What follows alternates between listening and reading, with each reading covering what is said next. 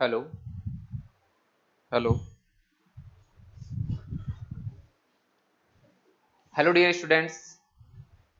Last class में अपन ने जहां तक चैप्टर को कंटिन्यू रखा था उसके आगे अपन लास्ट क्लास अपन ने जहां खत्म की थी उसके आगे अपन कंटिन्यू करने जा रहे हैं। ठीक है, तो नेक्स्ट अपने टॉपिक का नाम लिखिए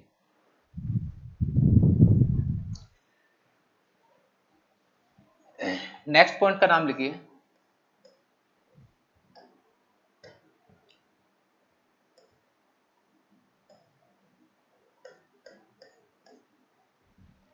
वर्त तथा रेखा का प्रतिच्छेदन। वर्त एवं रेखा का प्रतिच्छेदन। वर्त एवं रेखा का प्रतिच्छेदन। इसका मतलब देखो क्या है कि यदि आपको एक वर्त का समीकरण दे रखा होगा सवाल में, ठीक है, और उसके अलावा आपको एक रेखा का समीकरण दे रखा होगा और बोलेगा कि ये वर्त जो है और ये रेखा एक दूसरे को अगर काटते हैं, ठीक है, तो ये रेखा इस वर्त को किस किस बिंदुओं पर काटेगी, उन बिंदुओं के निर्देशांक आपसे सवाल में पूछेगा कि उन बिंदुओं के कोऑर्डिनेट से ज्ञात करो। ठीक है, तो देखो जैसे मान लो एक वर्त है अपने पास में, माना वर्त एक वर्त है x square plus Y square is equal to A square एवं रेखा एक रेखा है आपके पास में y is equal to m x plus c. ठीक है, वर्त का समीकरण क्या है? X square plus Y square is equal to A square और रेखा का समीकरण क्या है? y is equal to m x plus c. ये वर्त और रेखा का समीकरण है। अब आपको क्या करना है, आपको सवाल में बोल रखा है कि ये जो रेखा y is equal to m x plus c है ये इस वर्त को काट रही है ना, ये इस वर्त को काट रही है। तो इस सिचुएशन में आपको ए एम और सी इसमें रिलेशन बताना है, ए एम और सी में रिलेशन बताना है। देखो सवाल में आपको क्या दे रखा है कि ये रेखा जो है इस वर्त को काट रही है, इसका मतलब क्या हुआ? अगर कोई भी दो कर्व है, कर्व का मतलब क्या होता है? कोई भी दो वक्र अगर एक दूसरे को काट रहे हैं तो वो किस बिंदु पर काट रहे हैं, उन बिंदुओं को बोलते हैं प्रतिच्छेद बिंदु। और उस प्रतिच्छेद बिंदु के निर्देशांक कैसे निकाले जाते हैं, इसका तरीका क्या होता है? इसका तरीका ये होता है कि दोनों समीकरणों को, दोनों वक्रों के समीकरणों को हल कीजिए। हल करने के बाद x और y के जो मान आते हैं वो उन प्रतिच्छेद बिंदु के निर्देशांक ही होते हैं। जैसे मान लो आपको एक रेखा दे रखी है, ये कोई लाइन है, इसका समीकरण दे रखा है, इसका समीकरण भी दे रखा है। जैसे मान लो इसका समीकरण है x plus Y is equal to 2 और इसका समीकरण है x minus 2y is equal to 4। इसका मतलब क्या हुआ कि जब मैं इस समीकरण x minus 2y is equal to 4 को और x plus Y is equal to 2 को, इन दोनों को हल करूंगा तो हल करने पर x और y के जो भी मान आएंगे, x और y के जो भी मान आएंगे, एक यहाँ पे लिख देंगे एक यहाँ, दोनों मान कौन से पॉइंट के निर्देशांक होते हैं? जिस बिंदु पर ये दोनों रेखा एक दूसरे को प्रतिच्छेद करती है उस बिंदु के निर्देशांक होते हैं ये वाले। समझ में आ गई क्या बात? तो ऐसे ही अपन यहां देखेंगे कि अगर ये वर्त जो है और ये रेखा एक दूसरे को क्या कर रहे हैं? प्रतिच्छेद कर रहे हैं, तो उस प्रतिच्छेद बिंदु के निर्देशांक कैसे निकालेंगे? समीकरण नंबर 1 और 2 दोनों को हल करेंगे। हल करने के बाद x और y के जो मान आएंगे वो क्या आएंगे? इन दोनों वक्रों के प्रतिच्छेद बिंदु। तो देखो अपन स्टार्ट करते हैं समीकरण 1 व 2 से। y का मान समीकरण 2 से उठा के समीकरण नंबर 1 में रख दो। तो मैंने रख दिया यहाँ पर, तो कितना हो जाएगा बोलो? ये बन जाएगा अपना x square plus m x plus c का whole square is equal to A square. ये हम कलर चेंज कर लेता हूँ, थोड़ा साफ नहीं दिख रहा। ठीक है, अब देखो इसको ओपन करो आप। जैसे इसको अपन खोलेंगे ये क्या हो जाएगा बच्चों? X square plus M square x square plus 2mcx plus सी स्क्वायर। इस ए स्क्वायर को उठा के इस साइड ले आओ तो ये हो जाएगा minus A square is equal to 0। आ गई बात समझ में? अब देखो मैं क्या करता हूं, यहां से देखो कुछ कॉमन आ रहा है। क्या कॉमन आ रहा है बच्चों? एक्स स्क्वायर कॉमन ले लिया तो क्या बच गया? 1 प्लस एम स्क्वायर।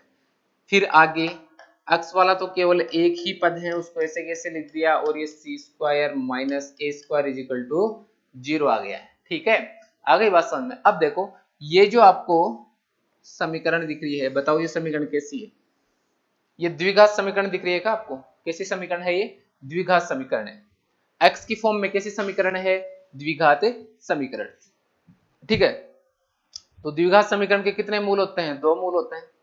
ठीक है, अब मूल कैसे होते हैं, वास्तविक और भिन्न होते हैं, या वास्तविक और समान होते हैं, या दोनों मूल काल्पनिक होते हैं। ये चीज आपने द्विघात समीकरण में अच्छे से पढ़ रखी है। अगर d ग्रेटर देन 0 होता है, d क्या होता है, विवेचक, जिसका मान क्या होता है, b स्क्वायर माइनस 4ac। ये ग्रेटर देन 0 होता है तो दोनों मूल वास्तविक और क्या होते हैं, भिन्न होते हैं। ठीक है, अगर d इज इक्वल टू 0 होता है तो मूल क्या होते हैं, वास्तविक और समान, और d लेस देन 0 होता है तो मूल कैसे होते हैं, काल्पनिक।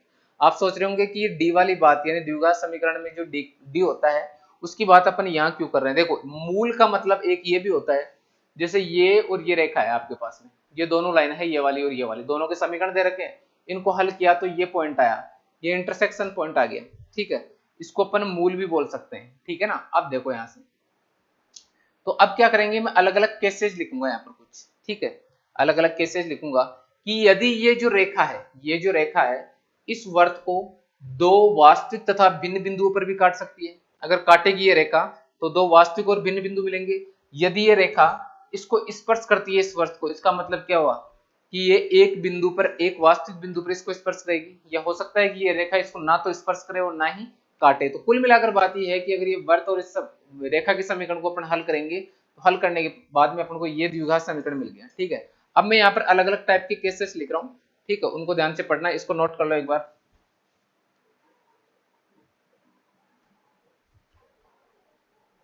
अब देखो, सबसे पहला केस, यदि रेखा वर्त को दो वास्तविक एवं भिन्न भिन्न बिंदुओं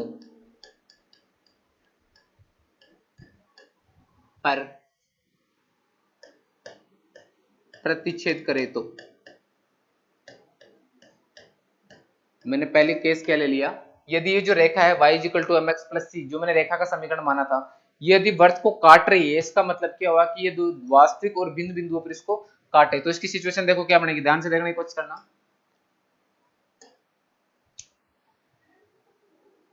ये मैंने एक वर्त बना लिया, और ये जो रेखा है y = mx + c, अगर इस वर्त को काटेगी तो कुछ इस प्रकार से काटेगी। अगर ये इसको दो वास्तविक और भिन्न बिंदुओं पर काटती है तो इस प्रकार से काटेगी। ये कलर भी थोड़ा साफ नहीं दिख रहा, चलो ये ले लेते हैं। ठीक है, तो ये पॉइंट तो मैंने मान लिया A है, और ये पॉइंट क्या मान लिया मैंने, B। इस रेखा का समीकरण क्या माना था मैंने, y = mx + c, और इस वर्त का समीकरण क्या माना था मैंने, x² + y² = a²। बताओ इस वर्त का केंद्र क्या होगा, इसका केंद्र कहीं यही होगा ना, और केंद्र क्या होगा अगर वर्त की समीकरण ये है तो 0,0, तो यहां लिख दिया मैंने 0,0। अच्छा, इस वर्त की त्रिज्या बताओ क्या होगी, a, क्योंकि मैंने समीकरण क्या माना है, x² + y² = a²। इसकी त्रिज्या कितनी होगी, a, तो ये इसकी त्रिज्या हो गई बच्चों a। समझ में आ गया, और ये इसका केंद्र हो गया। ठीक है, अब देखना, अब आपको क्या करना है, आपको इस बिंदु a और b के अगर निर्देशांक निकालने हैं, क्या निकालने हैं, बिंदु a और b के निर्देशांक निकालने हैं, तो किस प्रकार से निकालेंगे। एक चीज बताओ, अगर मैं इस रेखा की समीकरण y = mx + c को इस वर्त के साथ मैंने हल किया, तो हल करने के बाद मुझे द्विघात समीकरण मिला था थोड़ी देर पहले, और वो द्विघात समीकरण क्या मिला था, पीछे देखो एक बार, ये वाला x² × 1 + m² + 2mcx + c² - a² = 0। मैं वापिस अपने पॉइंट पे आता हूँ, तो मैंने क्या किया, इन दोनों समीकरणों को हल किया था, तो अपने पास में एक द्विघात समीकरण आया था, और द्विघात समीकरण क्या आया था, x² × 1 + m² 2mcx + c² - a² = 0। जब इन दोनों को मैंने हल किया था, तो अब देखो यहां से एक रिलेशन आएगा, वो रिलेशन किस किस में आएगा, a, m और c में एक रिलेशन मिलने वाला है। उस रिलेशन को आपको डायरेक्ट भी ध्यान रखना है। ठीक है, और वो रिलेशन कैसे आया, सबसे इंपॉर्टेंट बात ये है, तो वो रिलेशन कैसे आया वो मैं आपको सिखाने जा रहा हूं, ध्यान से समझने की कोशिश करना, बहुत आसान चीज है। ठीक है, अब देखो, ये लाइन इस वर्त को दो अलग अलग जगह काट रही है, और दो वास्तविक बिंदुओं पर काट रही है। एक का नाम मैंने ए ले लिया और दूसरे का नाम क्या ले लिया बच्चों, बी। ठीक है, तो एक तरीके से इन दोनों को जब हल करेंगे तो दो मूल मिलेंगे, एक मूल तो मिलेगा बिंदु ए पर, और दूसरा मूल कहां मिलेगा, बिंदु बी पर। ये चीजें आपने द्विघात समीकरण में आसानी से सीख रखी है। आपको पता है ना द्विघात समीकरण में परवलयाकार जो द्विघात समीकरण का वक्र बनता है वो परवलय जैसा बनता है। अगर वो वक्र एक्स अक्ष वाली लाइन को केवल टच करता है तो दोनों मूल कैसे होते हैं, वास्तविक तथा समान। उस कंडीशन में डी का मान क्या लेते हैं अपन, डी इज इक्वल टू 0। दूसरी बात, अगर वो वक्र एक्स अक्ष के ऊपर से गुजर जाता है या फिर एक्स अक्ष के नीचे से गुजर जाता है, यानी एक्स अक्ष को ना तो टच करता हो ना कट करता हो, उस सिचुएशन में डी क्या होता है, लेस देन 0।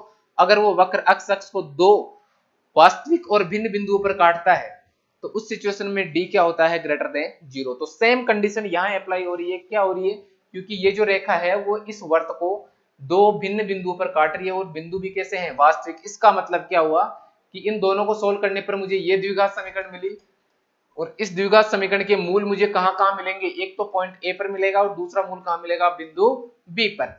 तो ये दोनों मूल मिलेंगे। अब एक चीज बताओ, ये दो वास्तविक और भिन्न मूल मिल रहे हैं, तो आपको पता है किसी द्विघात समीकरण के दोनों मूल अगर वास्तविक और भिन्न होते हैं तो डी क्या होता है, ग्रेटर देन 0। इसलिए मैं यहाँ अप्लाई करूंगा। अप्लाई करने से मेरा मतलब है लागू करना। क्या अप्लाई करूंगा, डी ग्रेटर देन 0। तो ये द्विघात समीकरण है। द्विघात समीकरण में एक्स स्क्वायर के गुणांक को क्या बोलते हैं, ए। एक्स के गुणांक को क्या बोलते हैं, बी। तो यहाँ बी कौन है, 2mc। और जो कांस्टेंट टर्म है वो अपनी कितनी है बताओ, यहाँ पर अपनी जो कांस्टेंट टर्म है वो कितनी है बच्चों, सी स्क्वायर माइनस ए स्क्वायर। वापिस अपने पॉइंट पे आ जाओ। अपन को क्या अप्लाई करना है, डी ग्रेटर देन 0। तो इस द्विघात समीकरण के लिए डी ग्रेटर देन 0 जैसे ही अप्लाई करूंगा, थोड़ी देर बाद मुझको ए, एम और सी में एक रिलेशन मिलने वाला है। डी ग्रेटर देन 0 अप्लाई करेंगे तो ये हो जाएगा 4m square C square b square minus 4ac। A का रोल कौन कर रहा है, 1 प्लस एम स्क्वायर। ए का रोल कौन कर रहा है, 1 प्लस एम स्क्वायर। और सी का रोल कौन कर रहा है, c square minus A square. That means c square minus A square. ये किसका वैल्यू आ गया, ये डी का आ गया। और जो भी डी का वैल्यू आया उसको क्या करना है, ग्रेटर देन 0। तो यहाँ ग्रेटर देन 0 का चिन्ह लगाइए। अब इसको सिंप्लीफाई करेंगे।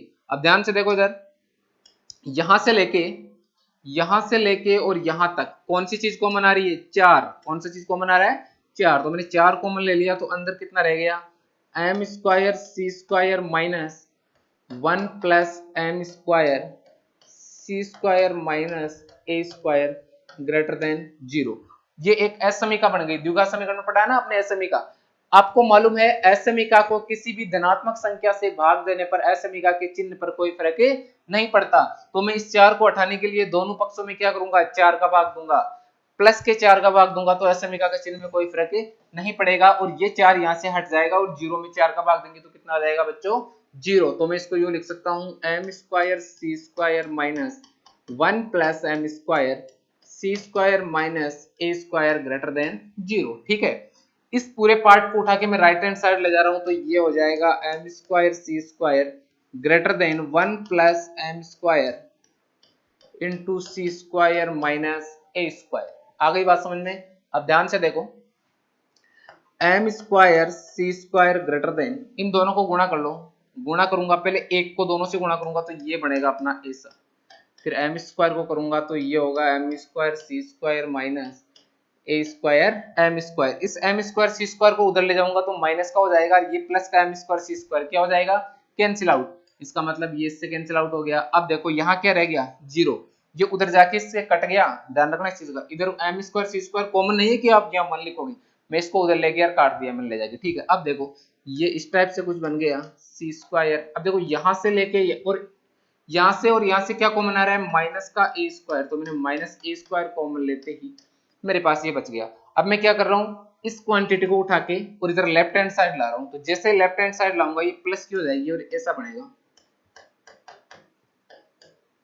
ग्रेटर देन सी स्क्वायर। तो यहां से बताइए ए स्क्वायर का वैल्यू कितना आ गया, c square upon 1 plus M square. तो बताइए ए का वैल्यू कितना आ गया, mod of c divided under root 1 plus M square. तो बताइए अगर ये रेखा y equal to m x plus c इस वर्त को दो वास्तविक और भिन्न भिन्न बिंदुओं ए यानी ए और बी पर अगर काटेगी और अगर वर्त का समीकरण ये है और y equal to m x plus c है, तो उस कंडीशन में ए क्या होगा, greater than mod of c under root 1 plus M square. समझ में आ गई बात। ठीक है, इसके बाद ये कैसे आया, मैंने दोनों तरफ क्या ले लिया, स्क्वायर रूट है ना, वर्गमूल ले लिया। तो ये बात सबके समझ में आई है या नहीं आई, ध्यान से देख लो एक बार शुरू से। ये लो केस फर्स्ट बना दिया मैंने। ठीक है, ये समीकरण मैंने कहां से लिखी है, ये चीज आपको पता ही होगी, थोड़ी देर पहले अपन ने देखी थी। देखो यहाँ से ये कैसे आई है, इन दोनों समीकरणों को हल करने पर यहाँ से y का मान उठा के मैंने यहाँ पुट कर दिया। आ गई बात समझ में। अब देखो तो उसके बाद ये वाली चीज, और इसको मैं आगे लिख लेता हूं थोड़ा। ये लो, ये स्क्रीनशॉट ले लेना और फेयर कॉपी में नोट कर लेना। ये कंडीशन बन के आ गई। ये कंडीशन किस में आई है, ए सी और एम में। समझ में आ गई बात, ठीक है। नेक्स्ट पॉइंट पे चलते हैं, केस नंबर 2 पे। ये अपना केस नंबर फर्स्ट था। केस नंबर फर्स्ट क्या था, यदि रेखा वर्त को दो वास्तविक और भिन्न भिन्न बिंदुओं पर प्रतिच्छेद करें। ठीक है, नेक्स्ट पॉइंट अपना क्या रहने वाला है, केस नंबर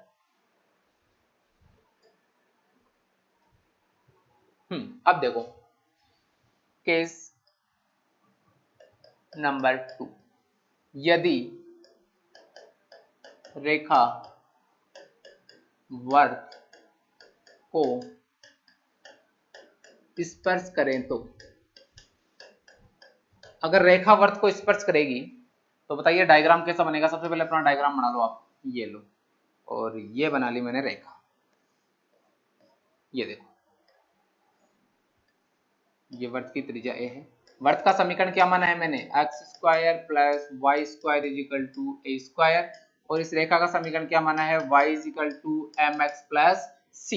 समझ में आ गया, कॉन्सेप्ट यही रहेगा। मैंने यही क्यों लिया है वर्त का समीकरण, क्योंकि सबसे सिंपल कैलकुलेशन रहेगी इसमें। अब चाहे सवाल में वर्त का समीकरण किसी भी टाइप में आ जाए, चाहे वो आ जाए एक्स और वाई का टर्म भी आ सकता है इसमें, ठीक है, उसका भी कॉन्सेप्ट सेम यही रहेगा सोल्व करने का, और नई चीज उसमें कुछ भी नहीं रहने वाली है। इस वर्त का सेंटर का है यहाँ 0,0 लिख लो, वरना इसकी कोई जरूरत भी नहीं है, फिलहाल इसकी कोई जरूरत नहीं है। अब देखो केस नंबर 2 क्या लिखा, यदि रेखा वर्त को स्पर्श करे तो यहाँ से वही सिचुएशन है सेम।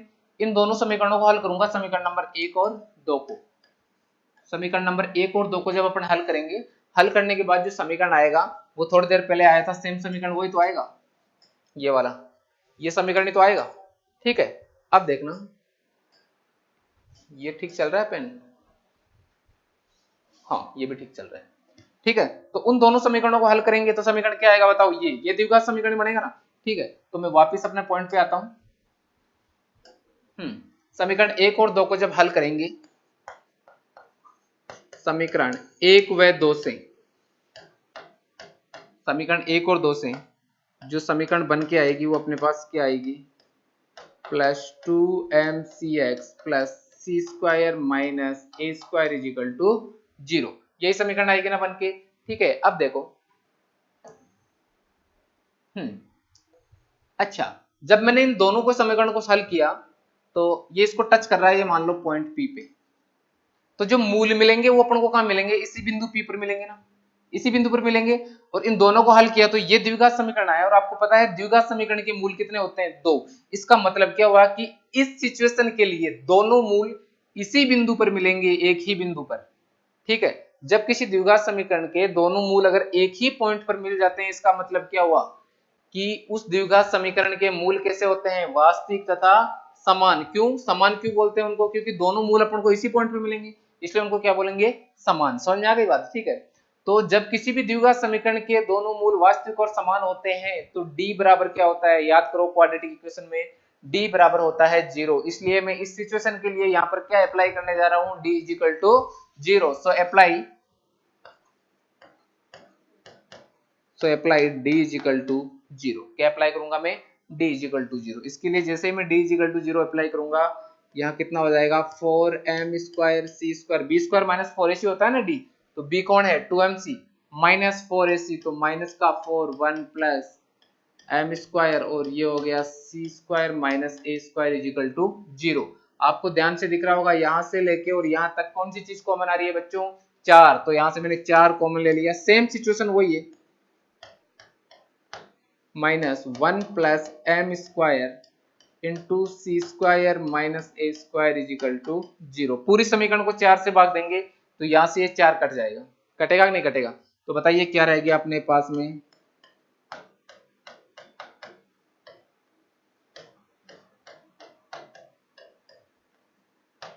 ये लो, इसको उठा के राइट हैंड साइड ले जाएंगे तो ये क्या हो जाएगा, M square C square is equal to 1 plus M square into C square minus A square is equal to 0। ठीक है, इन दोनों को गुणा कर दो, तो गुणा करेंगे तो ये हो गया M square C square is equal to C square minus A square plus M square C square minus M square A square. M square C square और एम स्क्वायर सी स्क्वायर तो कट गया। ठीक है, और इस सी स्क्वायर को ऐसे कैसे रहने दो, यही यहाँ 0 आ गया। यहां से लेके यहां तक बताओ इन दोनों में कॉमन क्या आ रहा है, इन दोनों में माइनस का ए स्क्वायर कॉमन आ रहा है, तो अंदर कितना रह जाएगा 1 प्लस एम स्क्वायर। इस क्वांटिटी को उठा के उधर लेफ्ट हैंड साइड लाते ही, ये नेगेटिव है फिलहाल, इधर आते ही क्या हो जाएगी positive. That means a square 1 plus M square is equal to क्या हो गया सी स्क्वायर। तो यहां से देखो a square is equal to कितना हो गया c square upon 1 plus M square. तो बताइए ए इज इक्वल टू कितना हो जाएगा बच्चों, mod of C upon under root of 1 plus M square. हो सकता है सी की वैल्यू नेगेटिव हो सवाल में, उस सिचुएशन में ये क्या आ जाएगा नेगेटिव, तो ये नेगेटिव और ये तो कैसा रहेगा पॉजिटिव, नेगेटिव अपॉन पॉजिटिव क्या जाएगा नेगेटिव। यहाँ पर एक क्या है वृत्त की त्रिज्या, देखो मैंने शुरू में बताया था ना, एक क्या है वृत्त की त्रिज्या, जबकि त्रिज्या कभी नेगेटिव नहीं होती। दुनिया में कुछ चीजें ऐसी हैं जो कभी नेगेटिव नहीं हो सकती, जस्ट लाइक लेंथ। ठीक है, जैसे लंबाई, किसी आदमी की लंबाई नेगेटिव थोड़ी हो सकती है। ठीक है, जैसे उसी सिचुएशन में यहाँ पर क्या आ गया त्रिज्या आ गई, त्रिज्या कभी नेगेटिव नहीं होगी, इसलिए जब मैंने यहाँ पर वर्गमूल लिया दोनों तरफ तो क्या लगा दिया मोड। ये कंडीशन आपको याद रखनी है। ठीक है, ये एक कंडीशन याद रख लो, बाकी कुछ भी याद नहीं रखना, कि यदि कोई वर्त जिसका समीकरण x square plus Y square is equal to A square है ना, उस वर्त को कोई रेखा y is equal to mx plus c अगर स्पर्श करती है तो उस सिचुएशन में a इज इक्वल टू क्या होता है mod of c upon under root of 1 plus A square. ये कंडीशन याद रख लेना, क्योंकि देखो ये कंडीशन आई है, इससे थोड़ी देर पहले अपने पास में ये कंडीशन आई थी, सेम ही चीजें हैं।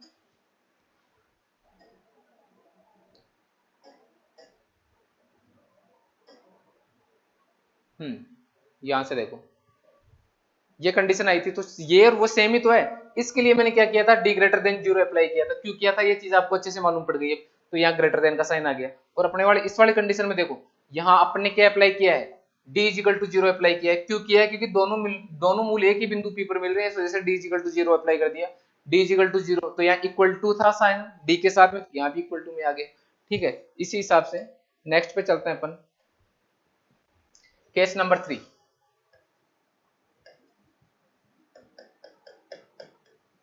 यदि रेखा वर्त को काल्पनिक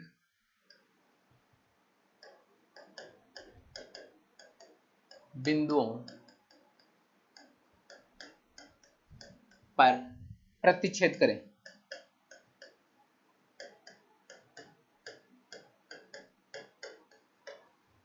अगर रेखा वर्त को दो काल्पनिक बिंदुओं पर प्रतिच्छेद करें, इसका मतलब क्या हुआ बच्चों कि रेखा वर्त को है ना किसी रियल बिंदु पर प्रतिच्छेद करेगी नहीं, किसी काल्पनिक बिंदु पर करेगी। काल्पनिक बिंदु का मतलब क्या होता है, ऐसा बिंदु जिसकी केवल अपन कल्पना कर सकें, है ना, जिसकी केवल कल्पना कर सकें, वास्तव में उसका कोई एग्जिस्टेंस यानी कोई अस्तित्व नहीं हो, उसे क्या बोलेंगे काल्पनिक बिंदु। तो इसका डायग्राम किस तरीके से बनेगा, ये तो अपना वर्त हो गया, और वो रेखा वर्त के साथ रियल में कोई कांटेक्ट और कोई इंटरसेक्शन नहीं होगा, इसलिए मैंने रेखा को बार की तरफ बना दिया।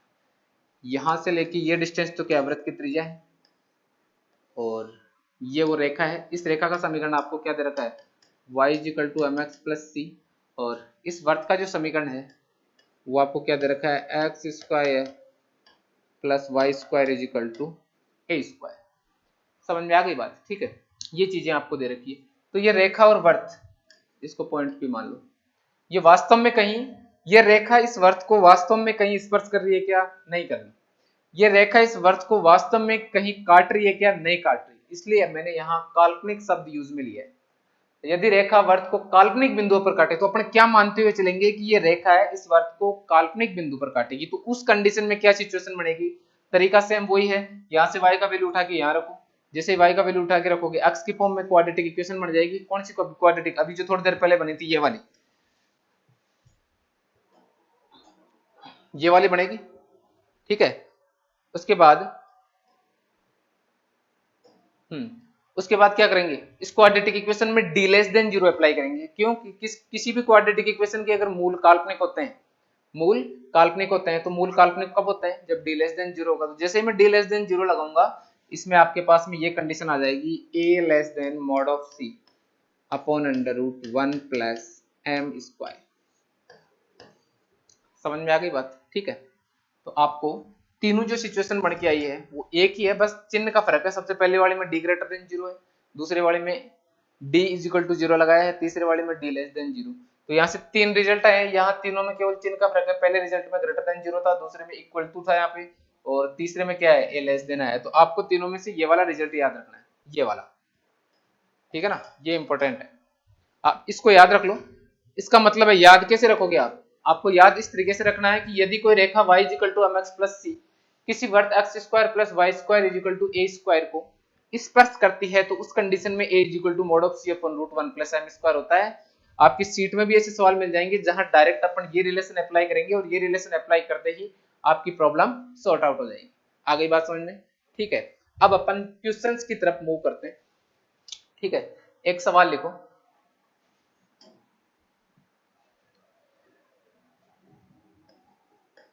क्वेश्चन आपका है कि यदि एक वर्त बिंदु 1, -2 से गुजरता है तथा अक्ष अक्ष को बिंदु 3, 0 पर स्पर्श करता है, तो निम्न में से कौन सा बिंदु उस वर्त पर स्थित होगा। सवाल में लिख देता हूं, यदि एक वर्त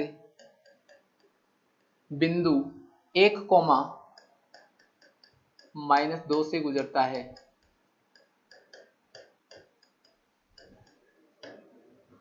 तथा एक्स अक्ष को बिंदु 3, 0 पर स्पर्श करता है, तो निम्न में से कौन सा बिंदु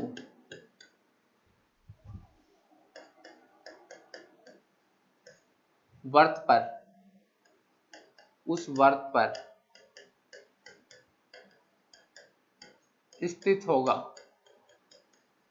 सवाल को पढ़ लो एक बार बच्चों। ऑप्शन लिख देता हूं मैं। पहला ऑप्शन है 5, -2, दूसरा ऑप्शन है -5, 2, तीसरा ऑप्शन है -5, -2 और चौथा ऑप्शन है बच्चों 5, 2।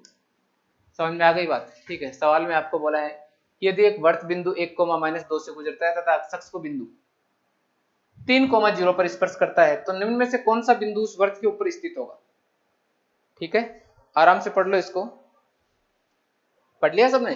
अब देखो इधर, सबसे पहले सोचने वाली बात यह है कि आपको सवाल में क्या क्या दे रखा है, और अपन को सबसे पहला काम कौन सा करना पड़ेगा कि उस बिंदु का पता लगाया जा सके कि वो बिंदु इन चारों बिंदुओं में से कौन सा होगा जो उस वर्त के ऊपर लाई करेगा। लाई करने का मतलब उस वर्त के ऊपर स्थित रहेगा। तो आपके दिमाग में एक ख्याल आया होगा, और वो ख्याल यह आया होगा कि सबसे पहले अगर मैं उस वर्त का समीकरण निकाल लूं, उस वर्त का समीकरण निकाल लूं जिसके ऊपर इन चारों में से एक बिंदु उपस्थित है, तो अपना काम हो सकता है। तो वर्त का समीकरण निकालना है। अच्छा, दूसरी बात, वर्त का समीकरण अगर उसकी त्रिज्या और उसका केंद्र दे रखा होता तो मैं आसानी से निकाल लेता, लेकिन ये चीज तो सवाल में दे ही नहीं रखी है। ठीक है, नहीं दे रखी ना, तो आपको क्या करना है, सबसे पहले उस वर्त का समीकरण मान लो। उस वर्त का समीकरण माना,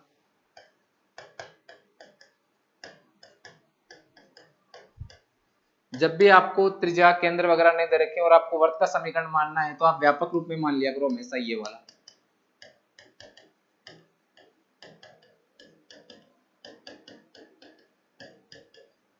ठीक है, ये मान लिया मैंने उस वर्त का समीकरण।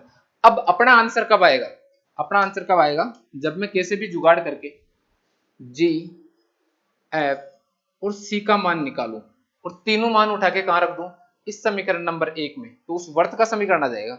जैसे ही वर्त का समीकरण आएगा, मैं पहला ऑप्शन उठा के उस वर्त के समीकरण में रखूंगा। ठीक है, ये ऑप्शन से होगा ये सवाल सोल्व। वो पहला ऑप्शन उठा के मैं वर्त के समीकरण में रखूंगा। अगर ये पहला ऑप्शन सेटिस्फाई कर जाता है, उसको संतुष्ट कर जाता है, तो ये पहला ही आंसर होगा। अगर ये नहीं करता तो दूसरा रखूंगा, फिर तीसरा, फिर चौथा। तो ये चारों पॉइंट उठा उठा के उस वर्त के समीकरण में अपन को रखने हैं। तो सबसे पहला काम है वर्त की समीकरण ज्ञात करना। तो मैंने वर्त की समीकरण ये मान ली। ठीक है, अब अपना आंसर कब आएगा, जब जी, एफ और सी का वैल्यू आएगा, जब अपना आंसर आ पाएगा। इससे पहले आंसर नहीं आने वाला है। तो जी एफ और सी का वैल्यू निकालने के लिए इसने कुछ चीजें दे रखी है आपको सवाल में। देखो एक चीज तो इसने यूं बोली है कि जो वर्थ है वो अक्ष अक्ष को, कि जो वर्थ है वो अक्ष अक्ष को इस बिंदु पर स्पर्श कर रहा है, इस वाले पर 3,0 पर। ठीक है, अब अपन ने पिछली से पिछली क्लास में पढ़ा था कि यदि एक वर्त अक्ष अक्ष को स्पर्श करता है और उस वर्त का समीकरण अगर ये है तो उसमें कंडीशन आई थी, आपको याद हो तो, क्या कि सी का वैल्यू जी स्क्वायर आया था। क्या आया था? सी का वैल्यू जी स्क्वायर। और मैंने बोला भी था कि ये जो रिजल्ट है वो आपको ध्यान रखना है ना। यदि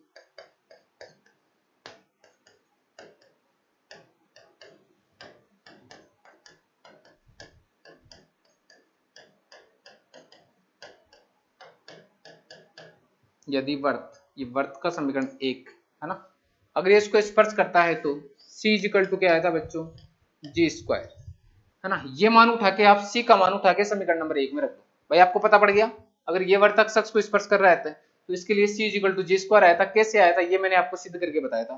तो आप एक काम करो, सी का वैल्यू जी स्क्वायर समीकरण नंबर एक में रख दो। समीकरण एक में सी इक्वल टू जी स्क्वायर रखने पर बताओ ये समीकरण नंबर एक क्या बन जाएगा आपका? समीकरण नंबर एक बनेगा X square plus Y square plus 2gx plus 2fy plus G square is equal to 0। ये बन जाएगा समीकरण नंबर एक।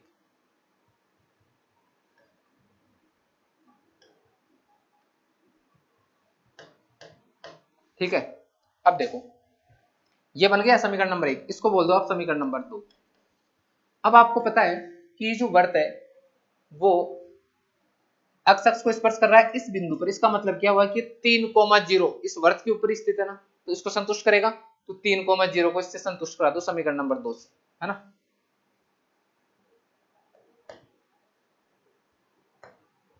चूंकि वर्त एक्स अक्ष को बिंदु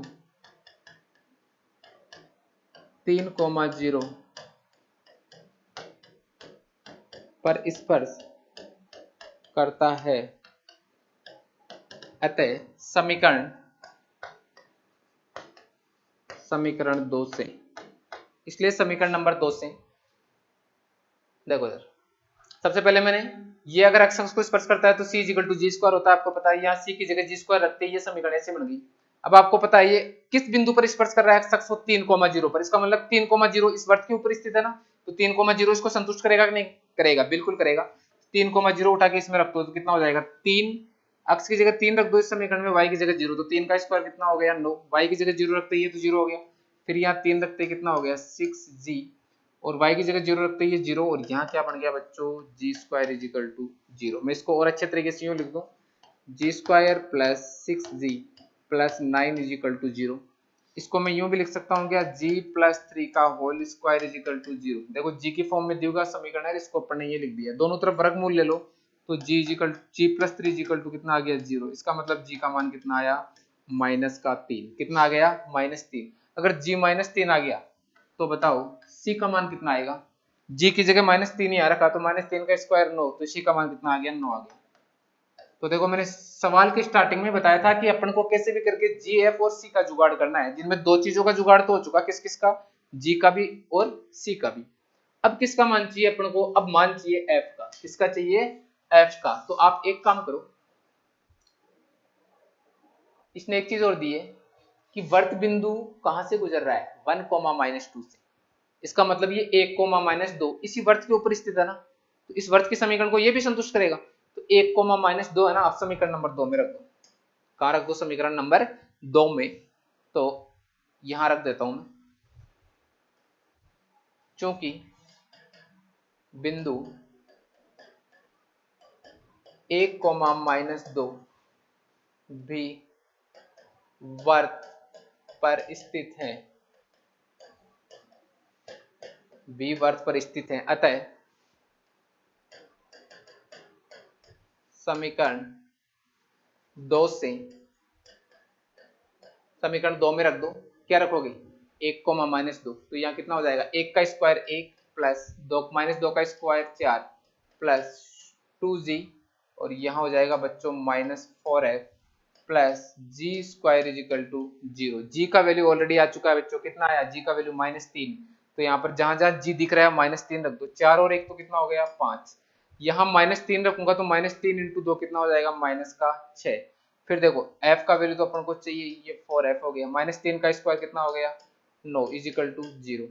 ठीक है, 9 प्लस 5 कितना हो गया 14, 14 माइनस 6 कितना हो गया 14 माइनस 6 हो गया 8 और 8 यहाँ ऐसा आ गया। जब इसको सॉल्व करेंगे बच्चों तो f का वैल्यू कितना आ जाएगा 2 आ जाएगा, कितना आ जाएगा 2। अब क्या करो आप g, f और c का मान उठा के कहां रख दो, इस समीकरण नंबर 1 में, एक में ही तो रखेंगे, इस समीकरण में रख दो g, f और c का मान। ठीक है, तो यहां लिख देता हूं g, f और c का मान, g, f एवं c का मान x स्क्वायर समीकरण x square plus Y square plus 2gx plus 2fy plus c equal to 0 में रखने पर बताइए कितना हो जाएगा, x square plus Y square plus x का मान कितना है, सॉरी x का मान तो कुछ है नहीं, x तो x ही रहेगा, g का मान कितना है -3, तो यहाँ हो जाएगा अपना -3, यहाँ कितना होगा बच्चों -3, जी का मान -3 इंटू 2 कितना हो गया -6, तो ये हो गया -6x। f का मान कितना है 2, 2 2 जा 4, 4y और c का मान कितना है 9, तो यहाँ हो गया प्लस का 9 इज इक्वल टू 0। तो ये क्या आ गया, वर्त का समीकरण आ गया अपने पास, ये क्या आ गया बच्चों, वर्त का समीकरण आ गया। अब आंसर कैसे निकलेगा, आंसर ऑप्शन की हेल्प से निकलेगा। इसने यूं तो बोला है कि इन चारों में से कौन सा बिंदु, इन चारों में से कौन सा बिंदु इस वर्त के ऊपर स्थित होगा, वर्त का समीकरण आ गया, सबसे पहला बिंदु रख के देखता हूं मैं। ठीक है, ऑप्शन से ही होगा ये सवाल, तो यहाँ क्या लिखूंगा बाई ऑप्शन, है ना, बाई ऑप्शन।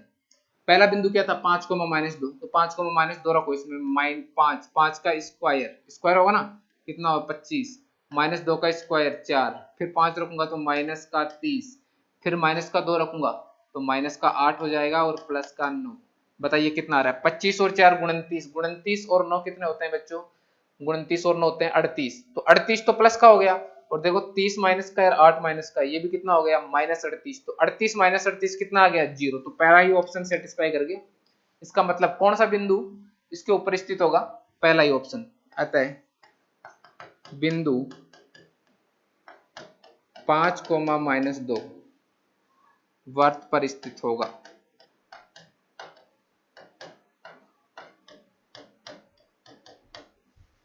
समझ में आ गई बात, तो कौन सा आंसर सही होगा अपना, option number first will be right. ठीक है, पहला ऑप्शन करेक्ट होगा बिल्कुल। देख लीजिए सॉल्यूशन,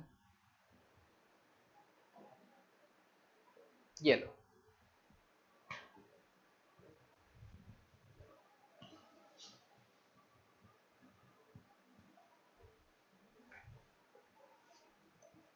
चलो नेक्स्ट क्वेश्चन पे चलते हैं।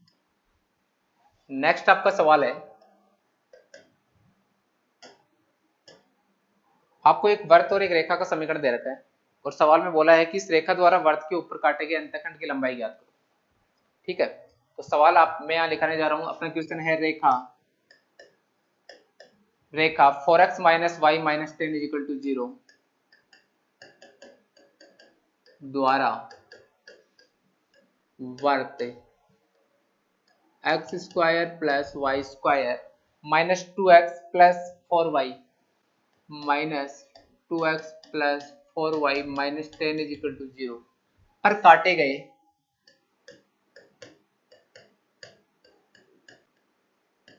अंतःखंड की लंबाई ज्ञात करो।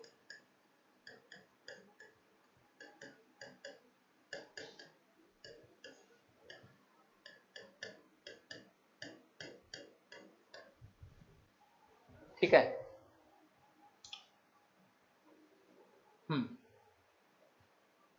अब देखो, सबसे पहले तो मैं इस वर्त का समीकरण लिख लेता हूं, इसने यूं बोला है कि अगर ये रेखा इस वर्त को काट रही है तो कितनी लंबाई का अंतखंड काटेगी, वो लंबाई आपसे पूछिए। तो सबसे पहले तो मैं इस वर्त का समीकरण लिख लेता हूँ। वर्त का समीकरण कितना होगा, ये आपको सवाल में दे रखा है, ठीक है। तो पहले मैं ये वर्त बना लेता हूँ और मान लो ये रेखा ये है, ये बिंदु ए है और ये बिंदु बी है। इस रेखा का समीकरण आपको कितना दे रखा है, 4x minus Y minus 10 is equal to 0। और इस वर्त का समीकरण ये है। सबसे पहले तो एक काम करो, आपसे एक से लेके बी तक की दूरी पूछिए, इसने क्या पूछी है, ए से लेके बी तक की दूरी। इस वर्त का केंद्र कहीं यही होगा ना, और इस केंद्र को बोल दो आप सी। इसका केंद्र बताओ क्या होगा, इसका केंद्र होगा 1,-2, यही होगा ना, अरे भाई यही तो होगा। तो अब एक काम करो, आपको ए से लेके बी तक की दूरी चाहिए, तो अपन को क्या करना पड़ेगा, ये है अपना 1,-2, ठीक है। ए से बी तक की ये केंद्र निकालना सिखा रखा ना मैंने आपको। अब देखो, अब एक काम करो, आपको ए से लेके बी तक की दूरी चाहिए, इसका मतलब क्या हुआ कि ए, सबसे पहले काम ये करो, आपकी बिंदु सी से है ना इस ए बी रेखा पर लंब डाल दो, और ये लंब, ये जो पॉइंट है उसको मैंने नाम दे दिया P। तो आपको पता है मैं इस ए बी को ऐसे भी बोल सकता हूँ कि ये जो ए बी वाली लाइन है इस वर्त की क्या है, जीवा है। और आपको पता है ये मैंने फर्स्ट क्लास में सिखाया था कि वर्त के केंद्र से जीवा पर डाला गया लंब उस, सॉरी, वर्त के केंद्र से जीवा पर डाला गया लंब उस जीवा को क्या करता है, समद्विभाजित करता है, यानी दो बराबर भागों में बांटता है। तो जितनी लंबाई यहाँ से ए से पी तक होगी उतनी लंबाई पी से बी तक होगी, होगी कि नहीं होगी। तो आपको ए बी चाहिए तो आप या तो एपी निकाल लो और उसका डबल कर दो, क्योंकि एपी का डबल ही तो होगा एबी, क्योंकि बिंदु पी क्या है, एबी का मध्य बिंदु है।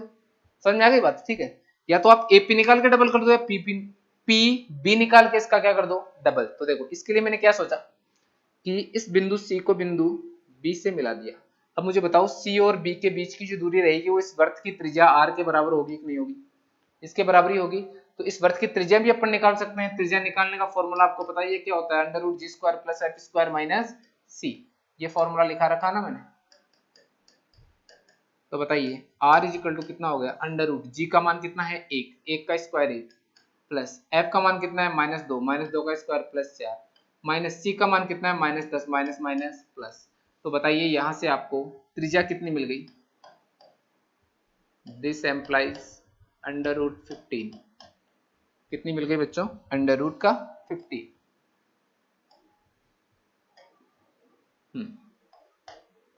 ये आ गई आपके पास त्रिज्या। इसका मतलब इस त्रिज्या आर का जो मान आया है वो कितना आ गया, अंडर रूट 50। अब देखो आप सी से पी के बीच की दूरी निकाल सकते हो क्या, सी पी कितना होगा, ये स्ट्रेट लाइन में पढ़ रखा है ना आपने, किसी बिंदु से किसी रेखा पर डाले गए लंब की लंबाई कैसे निकालते हैं, पढ़ रखा है सब बच्चों ने, है ना। आप सब लोगों ने पढ़ रखा है, इतने इंटेलिजेंट तो आप है ही सही, आप सबने पढ़ रखा है। कैसे डालते हैं, इस बिंदु सी से अपन को इस रेखा के ऊपर लंब डालना है ए बी पर, तो डाले गए लंब की लंबाई क्या होगी, सीपी। तो 1,-2 इस रेखा के समीकरण में रख दो, तो बताओ सीपी कितना होगा। सबसे पहले एक्स कोऑर्डिनेट कितना है बिंदु सी का, 1, एक्स की जगह 1 रख दो, तो 4 गुणा 1 कितना हो जाएगा, माइनस वाई का मान कितना है -2, माइनस माइनस प्लस 2, फिर यहाँ कितना है -10, यहाँ मोड लगा दो, क्यों, क्योंकि हो सकता है इसका वैल्यू कैसा आ जाए, नेगेटिव, जबकि दूरी कभी नेगेटिव नहीं होती, उसको पॉजिटिव बनाने के लिए अपन ने लिख दिया। नीचे क्या आता है, अंडर रूट ऑफ एक्स के गुणांक का स्क्वायर प्लस वाई के गुणांक का स्क्वायर। तो एक्स का गुणांक कितना है 4, 4 का स्क्वायर कितना हो गया 16, प्लस वाई का गुणांक कितना है -1, तो यहाँ हो गया -1 का स्क्वायर। तो बताओ सीपी कितना आ गया, सीपी आ गया, ऊपर देखो 4 गुणा 1 4 प्लस 2 6, 6 में से 10 गया तो माइनस का 4, और -4 मोड के कारण क्या हो जाएगा प्लस का 4, तो ये हो गया अपना 4 अपॉन अंडर रूट ऑफ 16 और 1 कितना हो गया बच्चों 17। तो ये सीपी आ गया आपके पास। समझ में आ गई बात, ये क्या आ गया आपके पास सीपी, ठीक है। तो ये सीपी आ गया 4 अपॉन अंडर रूट 17। तो अपन को क्या चाहिए, पीबी चाहिए, पीबी का डबल करते क्या आ जाएगा, अंतखंड की लंबाई ए बी आ जाएगी। तो ये एक समकोण त्रिभुज दिख रहा होगा सीपीबी, ठीक है। तो इस समकोण त्रिभुज सीपीबी में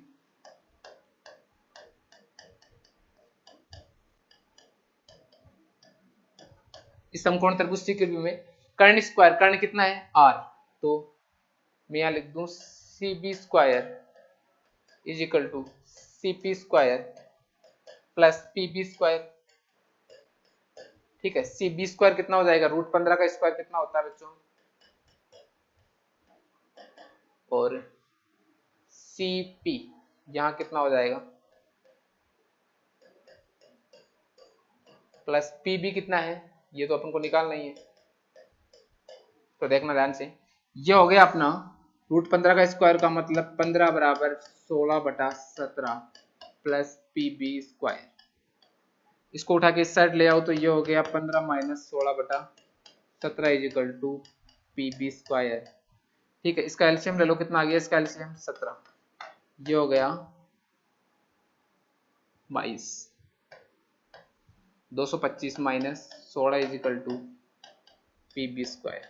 ठीक है बच्चों, तो 225 में से 16 गया तो कितना बच गया, गलत कर दिया मैंने यार, कहीं गड़बड़ हो गया कैलकुलेशन, 25, यहाँ 25 आएगा, यहाँ मिस्टेक हो गया, यहाँ कितना आएगा, यहाँ आएगा अपना 5, तो ये रह जाएगा 239 डिवाइडेड बाई 17। ये किसका मान आया, PB स्क्वायर का। तो अपन को PB स्क्वायर नहीं चाहिए, अपन को क्या चाहिए, PB। तो दोनों तरफ क्या लिया, वर्गमूल, वर्गमूल लेते, ये कितना आ गया 239/17। ठीक है, आपको चाहिए क्या था, आपको चाहिए था इस AB की लंबाई, तो मैं लिख सकता हूं ना AB बराबर 2 इंटू PB, AB बराबर 2 इंटू PB, क्योंकि PB का डबल ही तो है AB। ठीक है, तो AB, चूंकि AB बराबर 2 इंटू PB, PB का मान आ चुका है, तो बताइए AB कितना आ गया, 2√239/17। ये लो, ये आ गई रेखा द्वारा वृत्त पर काटे गए अंतःखंड की लंबाई